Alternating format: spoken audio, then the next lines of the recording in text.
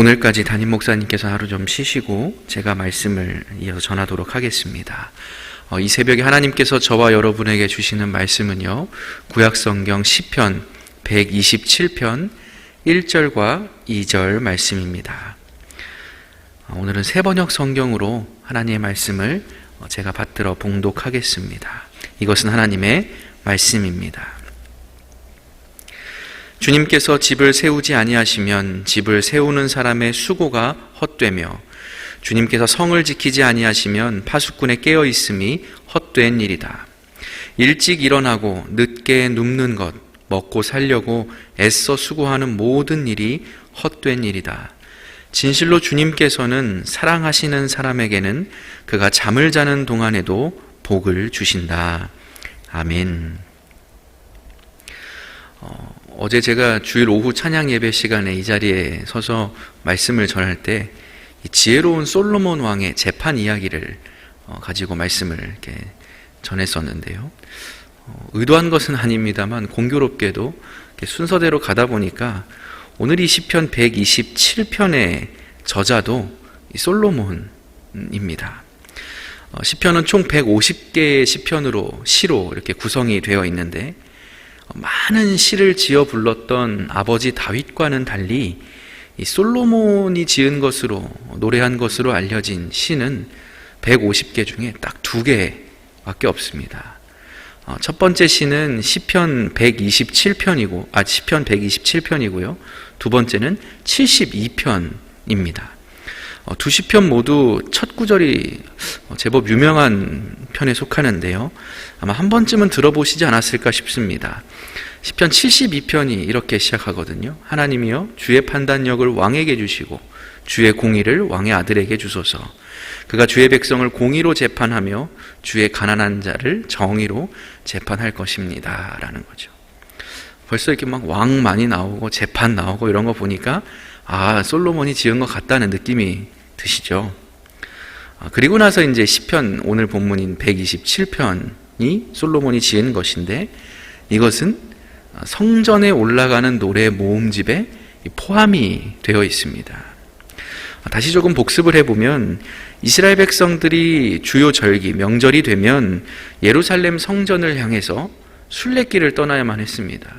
자기가 부산에 살고 있든 제주도에 살고 있든 상관없이 때가 되면 반드시 성전이 있는 예루살렘, 수도 서울로 올라가야만 했다라는 것이죠.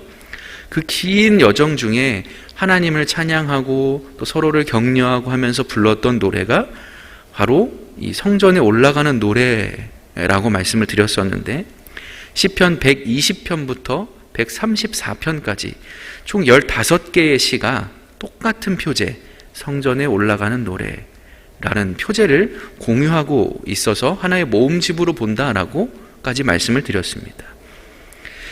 그런데 그 15개의 시 중에서 8번째 순서를 가지고 정확히 중간에 위치한 시가 바로 오늘 본문인 시편 127편입니다.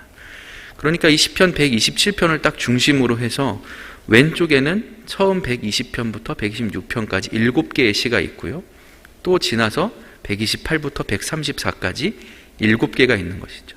7, 7, 그리고 1.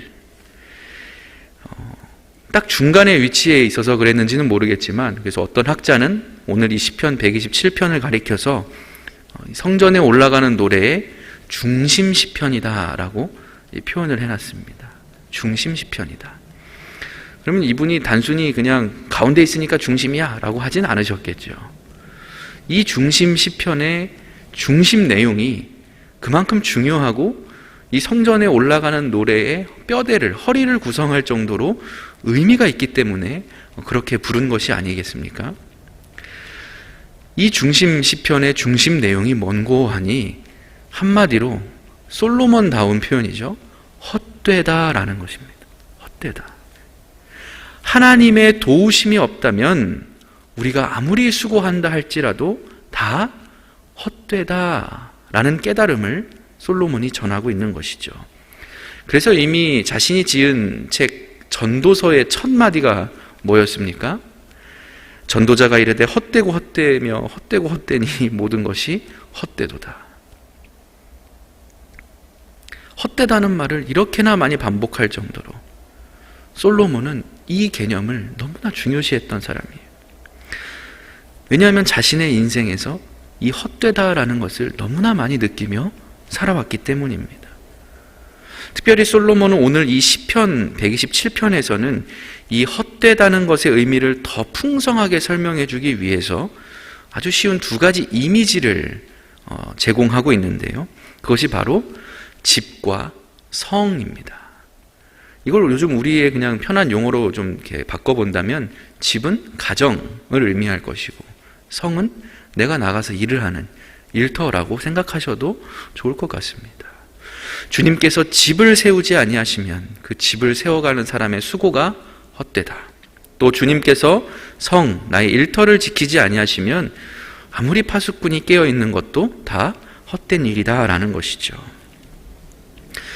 여러분, 제가 어제 말씀을 전하면서 솔로몬이 왕위에 오르고 나서 1000번제를 하나님께 올려드렸고 그것을 하나님 기뻐 받으셨다라고 말씀을 드렸었는데, 사실 솔로몬이 왕위에 오르자마자 1000번제를 드린 것은 아닙니다.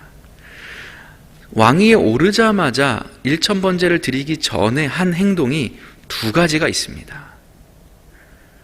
첫 번째는 뭘 했냐면요, 자신이 다윗 왕이 죽고 자신이 그렇게 왕위를 이어받는 과정에서 반기를 들었거나 혹은 앞으로 반기를 들 소지가 있어 보이는 위험 인물들을 철저하게 숙청하고 제거하고 쫓아내는 작업을 제일 먼저 했습니다. 어느 정도로 그게 아주 무서웠냐면 제사장까지도 다 쫓아냈어요. 이런 식으로 말이죠. 솔로몬 왕은 아비아달 제사장에게 이렇게 말하였다.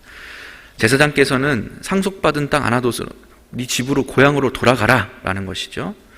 제사장께서는 이미 죽었어야 할 목숨이지만 나의 아버지 다윗 앞에서 제사장으로서 임무 수행을 아주 잘했기 때문에, 또 나의 아버지께서 힘들 때마다 옆에서 잘 조언해주고 제사장으로서 이렇게 해줬기 때문에 내가 오늘은 목숨만은 살려줄 테니 빨리 가라, 살려줄 때 돌아가라 라는 것이죠.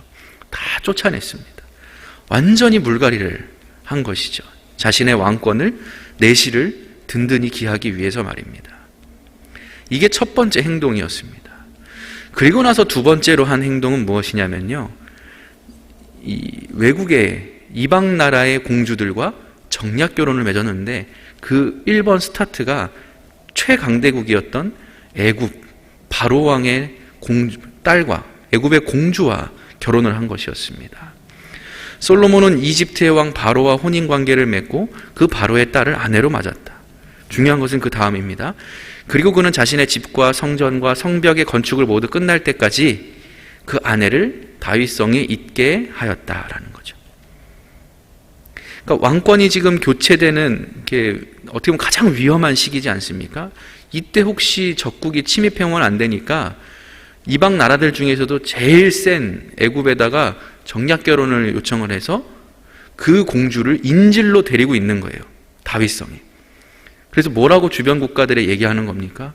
애굽의 침략은 당연히 없을 것이고 주변 국가들에게도 야, 나 여기 지금 바로 왕의 공주가 있는데 니네 쳐들어올 수 있겠어? 이 메시지를 전하는 거예요. 그래서 이 외부로부터의 어떤 위협을 깔끔하게 정리정돈을 한 것이죠. 참 지혜롭죠. 문제는 이렇게 시작되다 보니 이러한 모습으로 이방 여인들과의 혼인으로 자신의 가정을 꾸리기 시작하고 피비린내나는 숙청으로 자신의 직장 생활을 시작하다 보니까 결국 이것이 솔로몬의 평생에 있어서 근심거리가 되었더라는 것입니다. 이 집과 성, 가정과 일터가 솔로몬에게 어떤 행복의 원천이 되고 평안의 근원이 되어야 하는 이 집과 성이 정반대로 기능하기 시작했다라는 것이죠. 시작을 잘못했기 때문에. 여러분, 그냥 쉽게 생각해 본다면 먼저 가정부터 보겠습니다.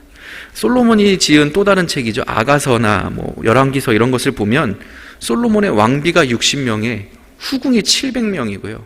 첩이 300명이 있었답니다. 이 숫자가 크냐 적으냐를 떠나서 확실한 건 뭐예요? 그만큼 많았다는 거예요. 그러면 그 자식들도, 배다른 자식들도 얼마나 많았겠어요. 여러분, 그런 가정이 과연 평안했겠냐라는 거예요. 후궁 700명에 첩 300이 있는데 평안했겠습니까? 그럴 리가 없죠. 오순도순 퇴근하고 나서 가족이 모여가지고 오늘 뭐 했니? 잘 있었니? 반찬이 맛있네? 수고했어. 이렇게 저녁 한 끼 먹으면서 가족이 행복한 시간을 보내는 그런 일을 솔로몬이 해봤을까요?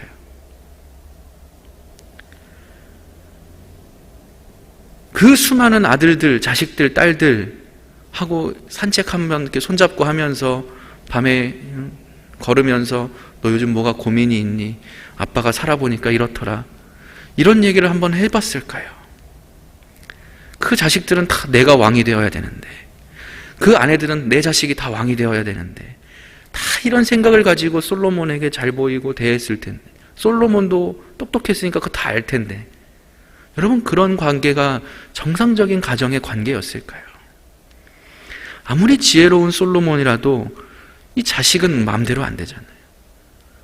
내 가족의 일이 마음대로 안 되잖아요. 이 실타래를 풀어가기란 정말 어려웠을 거예요. 그러면 일터는 좀 나았느냐, 출근하면 좀 나았느냐? 그렇지 않아요. 여러분, 솔로몬은요, 이스라엘 역사상 가장 넓은 영토를, 또 가장 많은 성읍을 다스린 왕이 이 솔로몬이거든요. 최전성기를 구가한 왕이잖아요.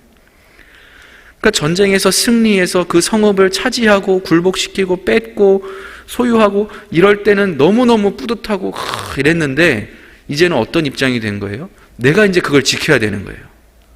누가 뺏으러 올까 봐. 언제 쳐들어올지 모르니까.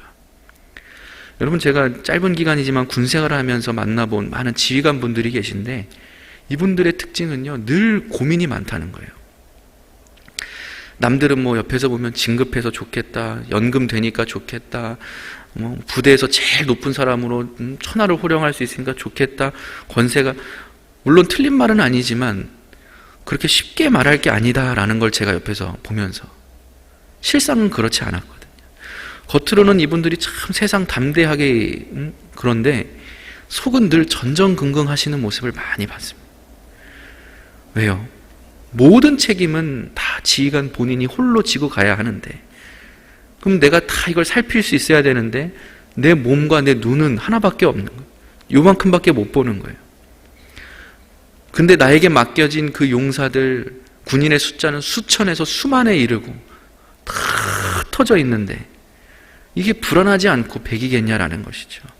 그러니까 휴일도 없이 밤이고 낮이고 끊임없이 자기가 가서 확인하고 순찰하고 필요하면 혼도 내고 점검하고 고민하고 연구하고 이렇게 골머리를 앓는 것을 제가 옆에서 너무 많이 봤습니다.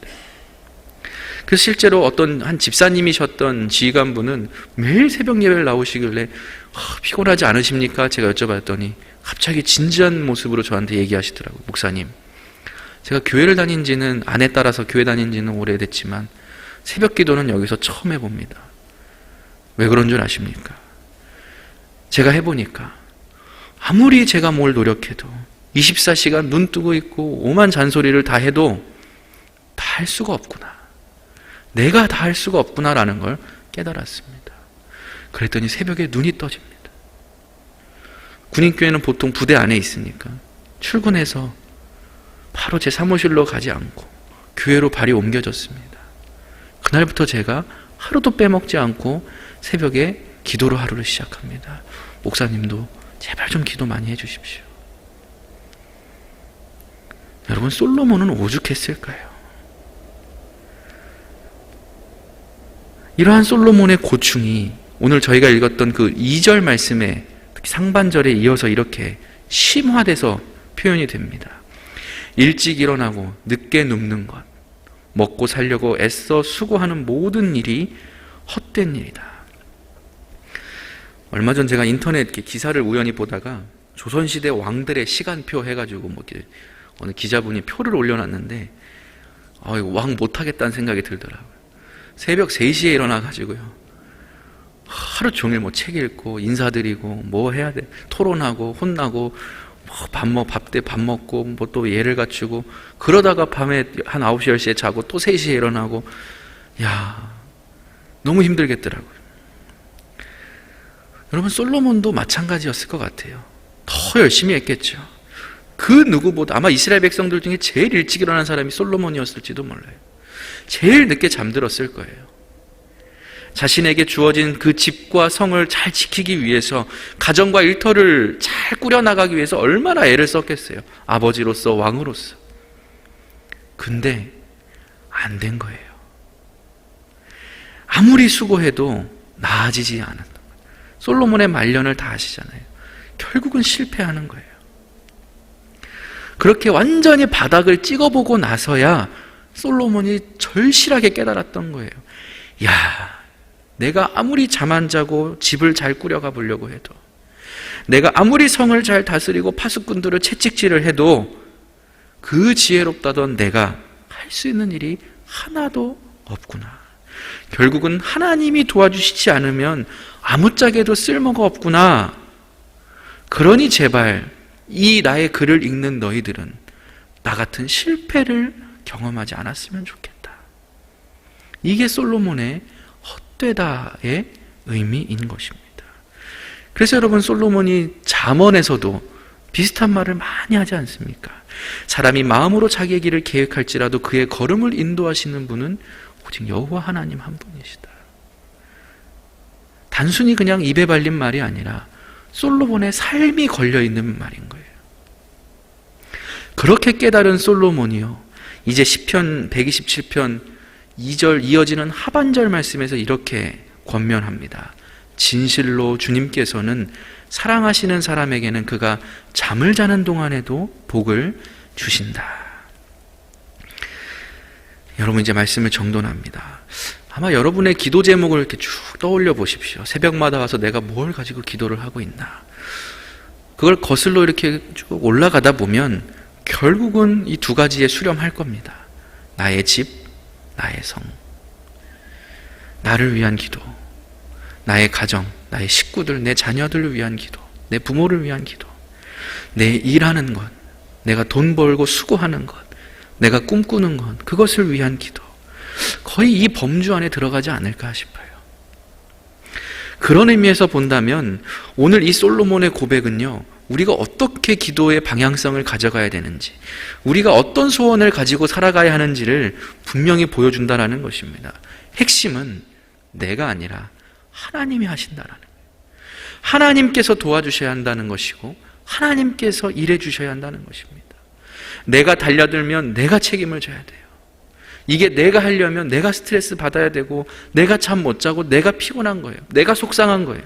하지만 하나님께 기도로 자꾸 내어놓으면, 던져주고 쏟아내고 버리면 하나님이 책임지신다라는. 그렇다 보면 내가 심지어 잠을 자고 있는 중에도 졸지도 주무시지도 않는 하나님께서는 나를 위해 일해 주시고, 대신 속상해 해 주시고, 대신 가슴 아파해 주시고, 나 대신 십자가에 달려 돌아가 주신다라는, 그리고 축복하고 채워주신다라는 것이죠. 그래서 여러분, 이 구절을 개역개정 성경은 이렇게 표현했죠. 그러므로 여호와께서 그의 사랑하시는 자에게는 잠을 주시는도다. 여러분, 예루살렘 성전을 향해 나아가던 그 수많은 순례자들이 다 기쁘고 행복하게만 갔겠습니까? 나는 예배당 간다, 신난다, 이렇게 올라갔을까요? 그럴 리 없죠. 당장 저희가 지난주에 살펴보았던 이 직전 126편의 시인이 뭐라고 고백했었습니까? 하나님, 제발 다시 좀 도와주십시오. 가뭄에 찌든 나의 삶, 절망 가운데 곡식을 울며 씨를 뿌려야 하는 나의 삶, 무거운 마음을 짐처럼 지고 사는 저의 삶을 하나님 제발 회복시켜 주십시오. 이 절절한 마음을 가지고 성전에 올랐다고 말씀드리지 않았습니까? 이것은 여러분과 저도 마찬가지일 것입니다. 제 나름대로의 고민과 근심을 가지고 그냥 하루하루를 살아가는 거예요. 그렇게 집과 직장과 교회를 오고 가면서 여러분의 인생이 채워져 갔을 것입니다. 그런 저와 여러분에게 오늘 솔로몬이 뭐라고 권면하고 있는 것입니까? 하나님께 맡기는 자는 두 다리 뻗고 잠 잘 잘 수 있다는 거예요. 너무나 단순하지만 너무나 중요한 진리를 솔로몬이 말하고 있는 것입니다. 환난 중에도 즐거워할 수 있고 좁은 길이라 할지라도 기쁨으로 걸어갈 수 있는 이유는 나에게 있는 것이 아니라 하나님께서 나의 인생을, 나의 그 문제를 해결하시고 도와주실 것이기 때문이다. 그 하나님께 내어놓아라 라는 것입니다. 오늘도 부지런히 집을 짓고 성을 지키면서 여러분의 하루가 채워지실 것이라 생각이 됩니다. 그런 여러분의 땀 흘리는 수고가 헛되지 않도록 하나님께 이 시간 꼭 맡겨드리는 기도, 하나님께서 일해 주십시오라는 기도를, 하나님께서 도와주십시오라는 기도를 꼭 하고 여러분의 집과 성을 세워가고 지키시는 오늘 하루가 되시기를 예수의 이름으로 간절히 축복합니다. 기도하겠습니다. 하나님, 참으로 감사합니다. 우리를 위하여 졸지도 주무시지도 않고 일하시는 하나님을 그냥 두고서 아무짝에도 힘이 없고 보잘것없는 저희의 손과 발로 움켜쥐고 땀 흘리며 돌아다니는 그런 헛된 수고를 하는 저희를 불쌍히 여겨 주옵소서. 내가 사는 집도, 내가 일하고 있는 그 성도 다 하나님께서 주신 것임을 믿사오니 오늘도 하나님께서 책임지실 것을 믿고 담대히 나에게 주어진 그 길들을 잘 달려나가는 저희 모두가 다 되게 하여 주시옵소서. 예수님의 이름으로 기도드립니다. 아멘.